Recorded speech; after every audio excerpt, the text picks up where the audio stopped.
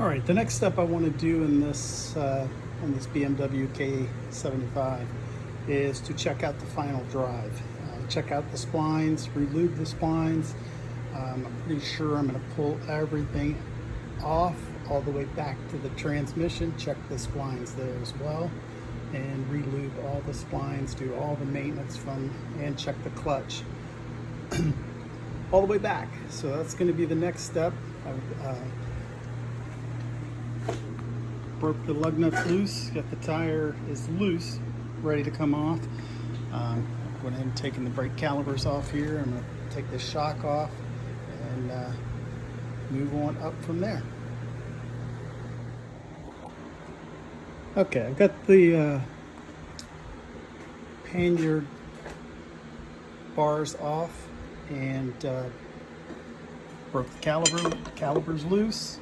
All the lug nuts are out. I tell you, so far I've been real happy with, there hasn't been any bolts that have been extremely tight, so it's like the previous owner has torqued everything.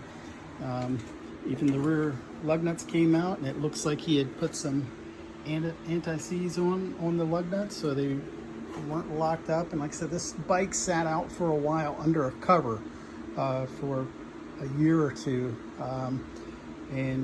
So I was worried about things being rusty and hard to get off, but so far everything has come off relatively easy. So we'll move on from there, see what we can get to.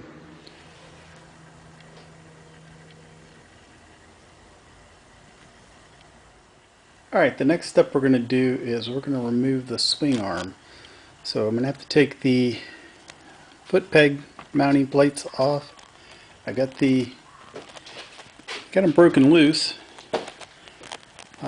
on both sides. Sorry, it's a little dark over here on this side, but we're going to take those off, see if we can get to the swing arm. Alright, the next step I did here was I removed the clutch cable, and I fed the clutch cable up through the housing there. Be careful not to tear that boot, but fed it through okay. So we're going to continue moving on, removing this transmission. Well, swing arm first. Removing the swing arm pivot adjuster here. You have to remove this larger nut, loosen that larger nut, and then you can unscrew the pivot tensioner there, pivot pin, and you have to remove these 3 Allen bolts here, and we'll come back. Alright, remove the fixed pivot stud from this side, and like I said on this thing, I am so surprised how this thing has been taken care of, because it does have anti-seize or some kind of compound on here, and this just pulled right off with my hand. I know in the book it shows that sometimes you need to use a slide hammer to pull this out, but this thing has been looped up and just slid right out with my fingers. So we're going to move on and see if we can get this swing arm off of here. Alright, got the drive shaft out, and set this down and get hold of it. And the splines look fantastic. Covered in some type of grease, maybe some type of liquid moly or something, or it looks like maybe Starburraz, is that how you pronounce it? But the shaft looks great. If I can get the angle in there. The splines look fantastic, all lubed up, and his camera's not really pulling it very well, give me a good picture, but everything looks great so far. So keep going on pulling this trans and lube up everything, have everything done on it. Alright, so I moved on a little bit. I removed the computer system, the fuel injection system, pulled that out, and I also pulled this cover off. Now this was the first first bolt that I had, or screw or anything, that broke off, and that was this lower one here, was seized in and wouldn't come off. I had to drill the head off of it. It's probably no big deal because I have the two upper screws here that will hold this cover on just fine. But we're going to see if we can get that lower one out. So this is where I'm at so far, and next we're going to pull the loosen the starter, and then we should be able to pop probably the exhaust off and then the transmission bolts. So moving along slowly but surely. Alright, now I've removed the exhaust, just removed the muffler here at the mid-pipe connector. I removed the kickstand retractor from the clutch handle, and also removed the alternator cover here so we can get better access there to the bolts. And so now we're going to move on to the next step. Okay, so I've got the retractor spring released, the rod, took off the boot here for the bearing, and now I'm going to break the starter loose. And the book says to remove it, but I think you can just slide the starter out to take it off the bike, so to take the transmission off. So we're going to move on to that section next. Okay, I got all the bell housing bolts out. So I know it's a little dark in there. All the bell housing bolts are out. So now I'm going to remove these two frame bolts.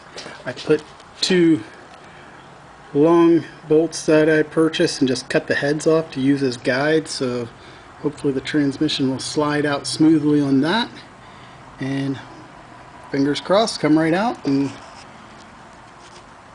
not be too difficult. So we're going to give it a shot here using an old rim that I had laying around, threw some wood under it to hold the bike up. So should be good to go. So let's see what happens here. Alright, let's see here.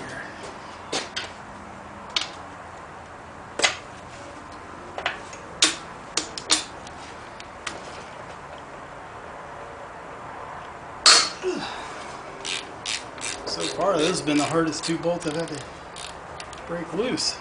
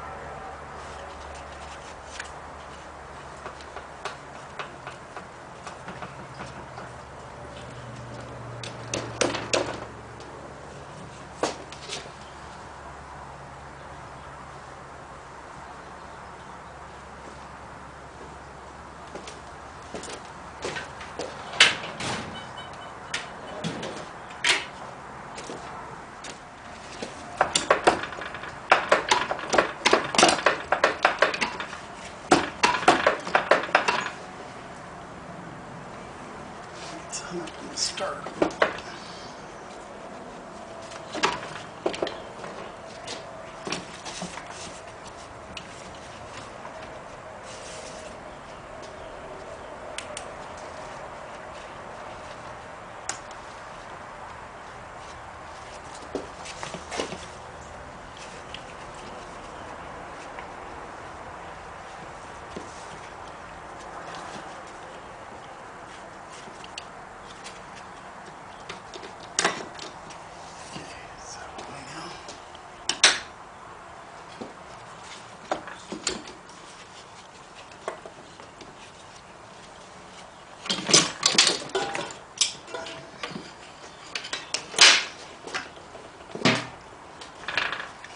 out.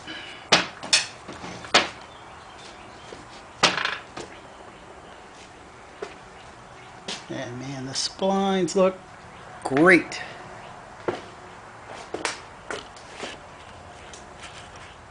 Alright, here are the spines on the transmission, and they look fantastic.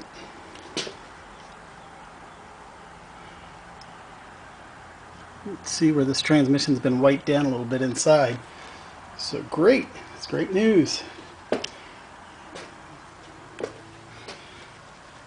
a look at the clutch disc.